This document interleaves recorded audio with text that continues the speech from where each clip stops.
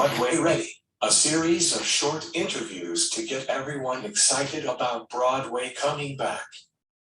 I'm Thomas Ellenson, your host. My guest today is a long-time working actor and a lover of Broadway.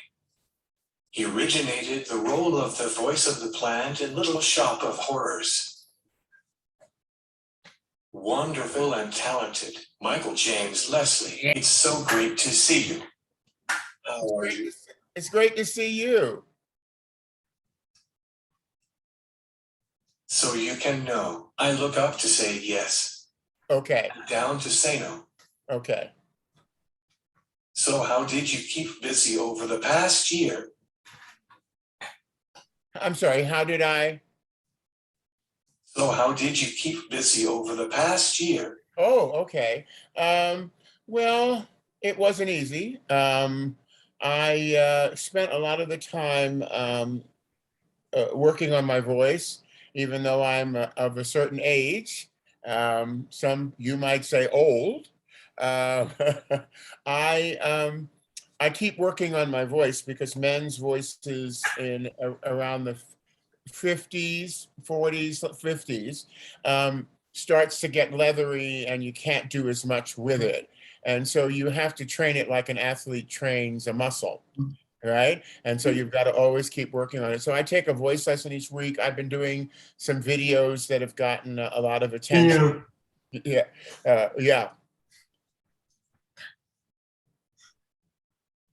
Did you do any theater online over the past year?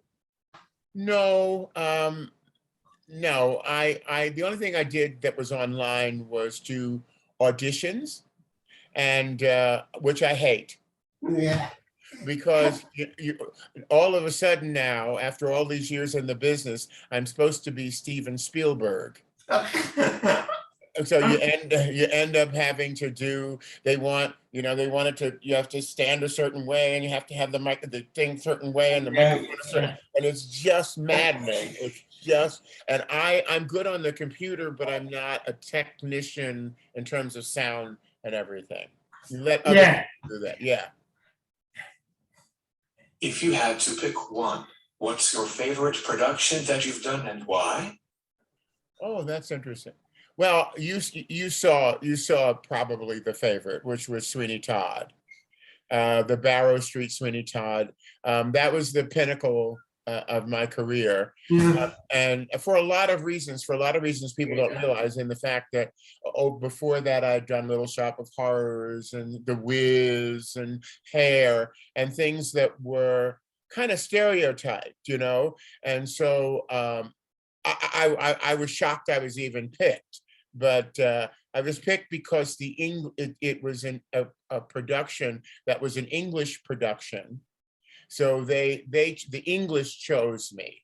So it's different than the Americans, because Americans, I'd have to be old man river and all of that stuff. And I love all that, but it's not really me.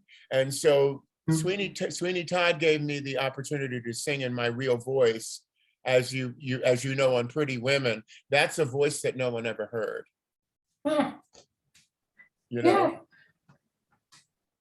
Give me the 3 most exciting things about Broadway's return. Oh, good question. There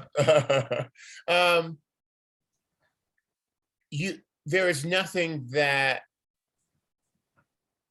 replaces that many people of different races, ages, where they went to school, where they live, all of that coming into the theater and then waiting those few moments before it starts. There's just nothing. When I was a little boy, that's the thing that made me so happy. And it's still, so the first thing I saw, which was a couple of weeks ago, 2 weeks ago actually, was Waitress with Sarah Bareilles. And so I'm a huge fan of Sarah Bareilles. And so to go see a show that she wrote, and you could feel the excitement in the audience, and I would say the second reason is that theater is our soul. And a lot of people, they take it for granted, but it's the thing that through all of the problems that the United States of America has suffered, it's always been there. It's the thing that caused the people to come together. It's the thing that caused people to celebrate who we are, you know? And the third thing for me is that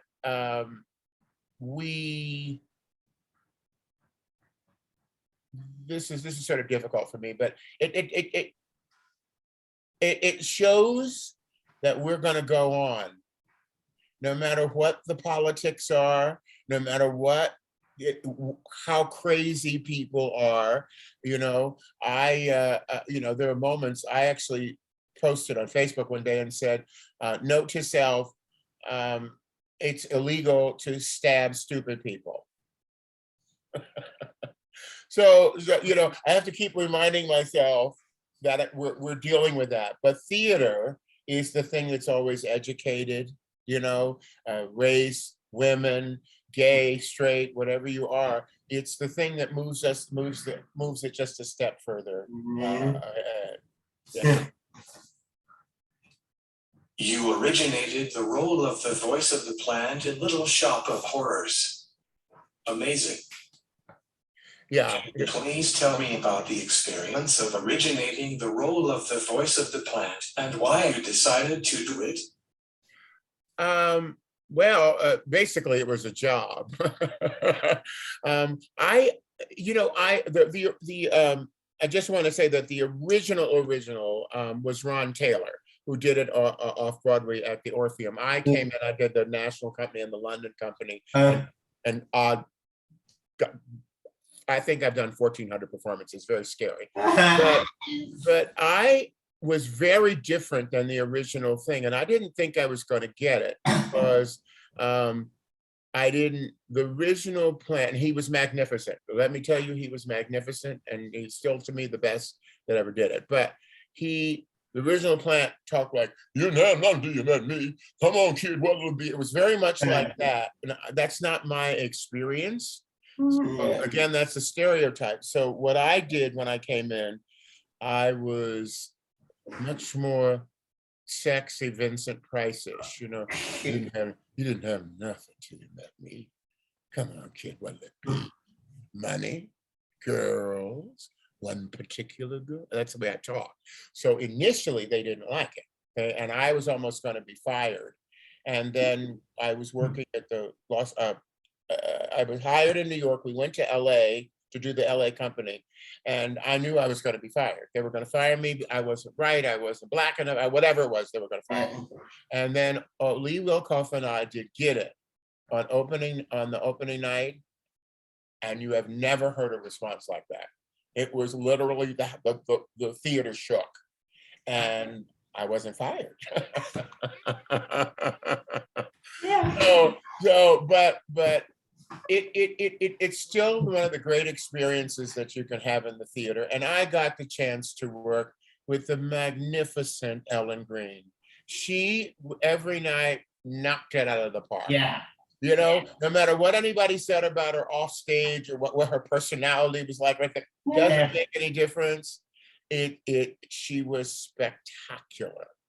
You know, one friend of mine was saying, talking about somebody who's presently on Broadway and saying, you know, she's really difficult. And I said, you know, people have nuisance value. And if they go on stage every night and knock it out of the park and turn it out, then they have the right to be difficult when they because that may be the reason they can do that every night.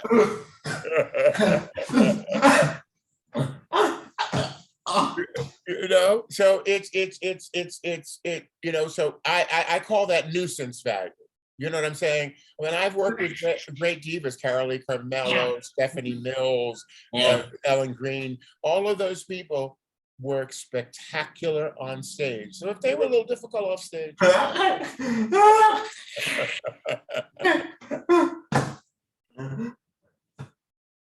Thanks for doing this. You're absolutely welcome. You know, I don't know whether you know this or not, but when And when a cast sees you, when they see you at their shows, and you are like, how do I say it? You're the theater muse, if you know what I mean by that. It's like, this is why I do this, because of Thomas Ellenson. So I want to thank you for supporting the theater, always being there, and always having the right spirit. Thanks. Thank you.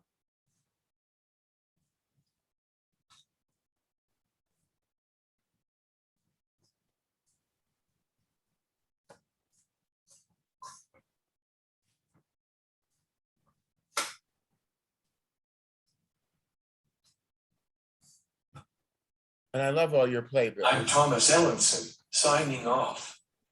Until next time.